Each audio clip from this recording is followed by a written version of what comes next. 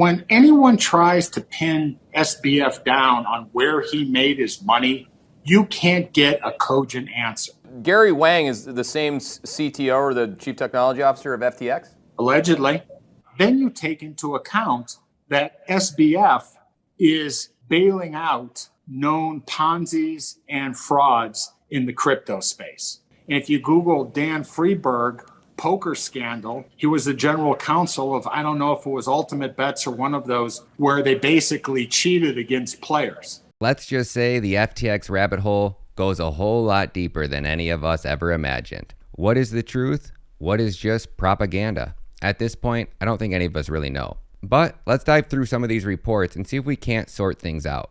After graduating from MIT in 2014, according to the report, he joined Jane Street Capital, a New York investment firm that traded equities, bonds, options, exchange-traded funds, and cryptocurrencies. According to Delaware records, he incorporated FTX in 2013. He left Jane Street in 2017 and opened FTX for Business in 2019 as an exchange for trading crypto and associated derivative products, such as futures on Bitcoin and tokens. Over the years, Bankman-Fried, who favored a uniform of t-shirt and cargo shorts, raised almost $2 billion from savvy institutional investors, according to The Block, an information service company that specializes in digital assets. They included Tiger Global, which is a hedge fund in New York, Sequoia Capital of Mellon Park, and Temasek, a global investment fund in Singapore with approximately $300 billion in assets. Now let's swing over to this article by the Wall Street Journal. Article titled, "Embattled Cryptocurrency Founder Spent $40 Million on Midterms."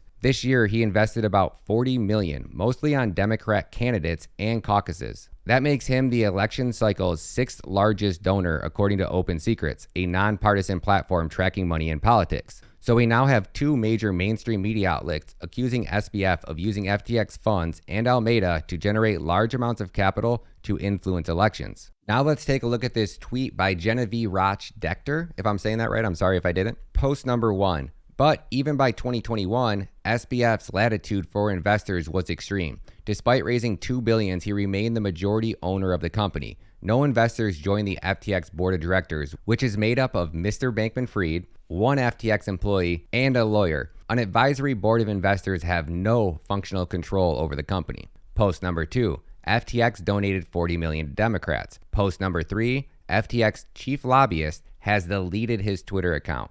Post number 4, FTX's auditing firm, Prager Metis, has an official office in the metaverse. Post number 5, SBF closed a funding round while playing League of Legends. Post number 6, FTX's org chart is very complex. Take a look at this. Post number 7, according to CoinDesk article, FTX's new CEO is a former Enron bankruptcy lawyer. Post number 8, FTX is a World Economic Forum partner. Post number 9, this is a list of all different ecosystems that SBF has investments in. Post number 10, FTX purchased $300 million in real estate, including the playground of rich Albania, Bahamas. That wasn't good enough. Now let's take a look about what influencers were promoting FTX. And let me just play this short little clip from Coffeezilla. Okay, the guy you see next to me is the most generous billionaire in the world, and I found him. The most generous billionaire ever, where you can get 10% off on your trading fees. Fees are bad. Fees are very bad. But FTX, there are no fees whatsoever. And if you sign up with our link, Signing up using my link. There are referral links. If you use my link below and the code name Tom Nash. Oh, stop it, please. You guys are embarrassing yourselves. Now, if we swing over to ZNS Network, we can see this post. Clinton, Bear, and Bankman-Fried in a panel discussing FTX/SALT conference. Crypto FTX SALT conference in the Bahamas. Former U.S. President Bill Clinton, former UK Prime Minister Tony Blair, and FTX founder Sam Bankman-Fried are pictured in this panel discussing segment. This really makes you start to question things, but we are just getting started. Over on Twitter, Crypto T posted a screenshot that shows SEC Gary Gensler's connections to FTX and SBF. Article reads, on March 22nd, members of the staff of Chair Gary Gensler met with staff of IEX and FTX to discuss custody of digital asset securities by special purpose broker deals, including unique risk associated with custody of digital asset securities and the conditional no action relief discussed in the statement. Here again, we can see a list of people who attended this meeting. Now, this is where the rabbit hole starts to get pretty crazy. Genco Capital.eth made this post on Twitter. Thread number 1. FTX was funded in 2019 and somehow managed to quickly become the biggest name in crypto, sponsored by the MLB and basketball arenas. SBF was heavily lobbying members of Congress. His face is all over the place, and they are calling him the next Warren Buffett. Thread number 2. How did he elevate to such a position so quickly? Let's look at his parents. His dad was written about and made a career off getting rid of the cash economy and helping the government find tax evasions. Odd that his son, the biggest name in crypto, his mom is a major Dem operative, Jagoe Capital, which stated CEO of Goldman Sachs, David Solomon, met with SBF FTX to help FTX official get regulatory approval. And here's a photo of Alameda's CEO, Caroline Capital's dad, Glenn Ellison, with Gregory Palm, former top Goldman Sachs lawyer, one of the wealthiest corporate lawyers in the US. Thread number 4. SBF was one of the largest donors to the Democrat candidates, second only to George Soros. SBF also gave the second largest donation to Joe Biden's presidential campaign in 2020. Thread number 5. 1 month after the war in Ukraine started, Zelensky partnered with SBF for crypto donations. Wow. Keep in mind that all of this information is coming from people posting on Twitter, so it's more important than ever to do your own research. Don't take anything stated in this video as a fact, and definitely consult with your own minister of truth before making any investing decisions. I will leave links to all these main articles published down in the description. Now let's take a look at the video shared by Hedgeye, where major crypto industry players were sounding alarms about SBF months before he was exposed, but no regulators seem to be stepping in to shut him down. Why was that? You know, Bankman-Fried, FTX, I've been teeing Cohodes up on this a little bit. How does this guy, how does he keep doing what he's doing? When anyone tries to pin SBF down on where he made his money, you can't get a cogent answer. And in his trade, you needed real money up front in the place on this country crypto arbitrage to make big money. Right. And it's simple things as who financed you, because you clearly didn't have the money. And his partner is a guy named Gary Wang. And no one can find shit on Gary Wang. And he's on the board of advisors of Sequoia. And I shit you not. You look up Sequoia stuff, there's a picture of Gary Wang of his back facing a computer. There's no picture of Gary Wang. So Gary Wang is the same CTO or the Chief Technology Officer of FTX? Allegedly. But there's a chief regulatory officer of FTX, and his name is Dan Friedberg. And if you Google Dan Friedberg poker scandal, he was the general counsel of, I don't know if it was Ultimate Bets or one of those, where they basically cheated against players. Then you take into account that SBF is bailing out known Ponzi's and frauds in the crypto space.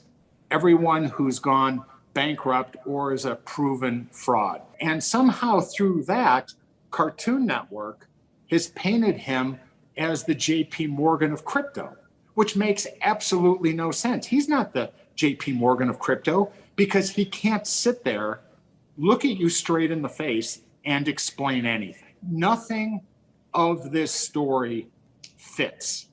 And normally in stories, I can get 5 or 6 things that fit and move on. But nothing here fits. Everything reads like this thing is a complete scam. And I think this thing is dirty and rotten to the core. Now let's talk about what media outlets were involved in promoting SBF as the poster child for crypto and pro-crypto regulations. Number 1, Jim Cramer. Around where various assets qualify. But I think that at its core, markets regulation by the CFTC, I think asset issuance regulation by the SEC make a ton of sense for the industry. Well, that does make you a bit of an outlier. I think there's some people in the industry who basically enjoy the fact that it's not regulated, which therefore makes it far more difficult for us old mainstream folks to want to go with it. Your proposal would make it so that billions of people around the world will want to be involved with crypto. How do you get yours to be the prevalent view? Number 2, Kevin O'Leary. If there's ever a place I could be that I'm not going to get in trouble, it's going to be at FTX. If there's ever a place I could be that I'm not going to get in trouble, it's going to be at FTX. If there's ever a place I could be that I'm not going to get in trouble, it's going to be at FTX. Let's start with your deal with FTX. What was your thought process there, and why FTX US? And does it solve your compliance problems? Yes, it does. I don't endorse products or services that I don't actually use. I eat my own cooking. I think that's important. I have been trying to solve this compliance issue with my own internal compliance department, my external auditors, and of course the regulators. Number 3, and the one everybody should be asking themselves about, is this video published on Forbes' YouTube channel by Stephen Erlich. Let me play this short clip. In an element of philanthropy known as effective altruism, where adherents rely on the use of data and modeling to find objective ways to do the most good possible with their money. There's a few different roles that somebody can play as an effective altruist, and he's chosen to be what's known as an earn to giver, which means he's going to try to earn as much money as he possibly can so that he can give it to people that are involved in actual charities to give the money away and have the most positive impact. So let's set the stage for what's taking place. Crypto is being attacked at every angle. The mainstream media seems to be trying to force the narrative down our throat that FTX collapse is worse than Lehman Brothers. It's the greatest Ponzi scheme ever uncovered. How far down the rabbit hole are they really willing to go? We now have the United States Congressman who said in a tweet yesterday, and I quote, "Interesting, at Gary Gensler runs to the media while reports to my office allege he was helping SBF and FTX work on legal loopholes to obtain a regulatory monopoly. We're looking into this." This is one of those stories that the American people need answered, and we need answered immediately. I am honestly afraid to give my opinion on what I think, so we're going to leave it at that. And hopefully enough people start asking questions and all the media outlets start to cover this story. Please send me any additional information about this story to @RyanMattaMedia on Twitter. But I gotta let you in on a little secret. This video is for educational and entertainment purposes only. Nothing stated in this video is a fact. I am not a financial advisor, and this video is not investing advice. Links to all of my research and articles are down in the description.